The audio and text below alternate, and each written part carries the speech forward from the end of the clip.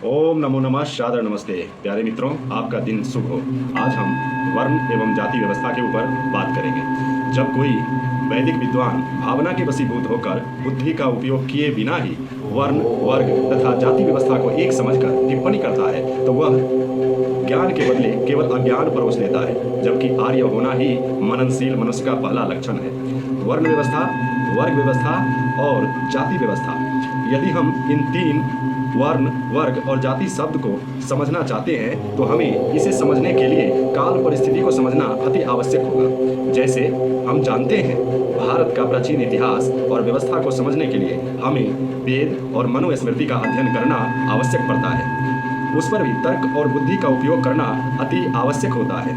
तो आइए अब हम अपनी बुद्धि खोलकर समझने का प्रयास करते हैं। सृष्टि के आदि काल में जब परमात्मा ने अमैथुनी सृष्टि की रचना की थी, तब मनुष्य की उत्पत्ति युवा अवस्था में धरती के गर्भ से की थी, जिसमें न कोई किसी से बड़ा था और न कोई किसी से छोटा था, न तो कोई किसी के भाई बहन थे और न ही कोई किसी के माता पिता थे। इसलिए उन सब का एक ही वर्ण था और वह वर्ण था ऋषि वर्ण। वह सब के सब सारे के सारे ऋषि थे और ऋषिकाएं थी, जिनमें अनेक ऋषि और ऋषिकाएं उत्पन्न किए गए थे, ताकि वह चार वर्ण वैदिक व्यवस्था को पूरी तरह व्यवस्थित और स्थापित कर सके। अर्थात ऋषि और ऋषिकाएं से उत्पन्न संतान के लिए वस्त्र के संसाधन, कृषि के संसाधन, विद्या के संसाधन, यज्ञ के संसाधन इत्यादि की व्यवस्था करना ही ऋषि वर्ण का मुख्य कर्तव्य था।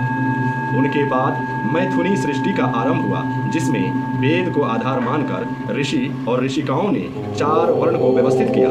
जैसे हम जानते हैं, वर्ण का अर्थ होता है वर्ण करना, अर्थात अपने कर्मों से अपनी योग्यता का ग्रहण करना ही वर्ण व्यवस्था कहलाती है। वैदिक वर्ण व्यवस्था में चार वर्ण होते हैं। पहला ब्राह्मण, अर्थात जब कोई मनुष्य विद्यावान होकर विद्या के प्रचार प्रसार का दायित्व लेता है तब वह ब्राह्मण हो जाता है। दूसरा क्षत्रिय, अर्थात जब कोई मनुष्य बलवान होकर रक्षा का दायित्व लेता है तब वह क्षत्रिय हो जाता है। तीसरा वैश्य, अर्थात जब कोई मनुष्य कृषि और पशुपालन करके व्यापार का दायित्व लेता है तब वह वैश्य हो जाता है। चौथा शूद्र, अर्थात जब कोई मनुष्य सेवावृत्ति या श्रमिक होकर श्रमजीवी हो जाता है तब वह शूद्र कहलाता है। ये चारों योग्यताएं अपने अपने कर्मों से वर्ण करने के कारण वर्ण व्यवस्था कहलाती है। वेद के अनुकूल मनुस्मृति की वर्ण व्यवस्था को नष्ट करके शिक्षित लोगों ने मनुस्मृति में 1400 बार संशोधन करके 1400 से अधिक श्लोक बनाकर मिलाकर महर्षि मनु के मूल मनुस्मृति को दूषित किया था, जिसके कारण वेद की सामाजिक, धार्मिक और न्यायिक व्यवस्था ध्वस्त हो चुकी। इनमें 1400 बार संशोधन किया गया। संशोधन क्या, बनावटी श्लोक बनाकर और इस मनुस्मृति में मिलाया गया। 1400 बार में 1400 श्लोक में बाद में मिलाए गए। संवैधानिक वर्ग व्यवस्था में चार वर्ग है। अभी जो वर्तमान में संवैधानिक वर्ग व्यवस्था चल रहा है उसमें भी चार वर्ग हैं। पहला अनुसूचित जनजाति वर्ग। यह वह वर्ग है जो धन, विद्या और अन्य सुख संसाधनों से वंचित हो।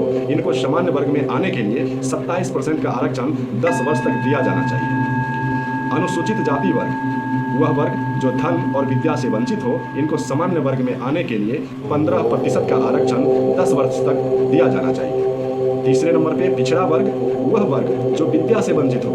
इनको सामान्य वर्ग में आने के लिए 7.5% का आरक्षण 10 वर्ष तक दिया जाना चाहिए। सामान्य वर्ग वह वर्ग जो धन, विद्या और अन्य सुख संसाधनों से संपन्न हो। इनको कोई आरक्षण की आवश्यकता नहीं है, जिसे हम सामान्य वर्ग में मानते हैं।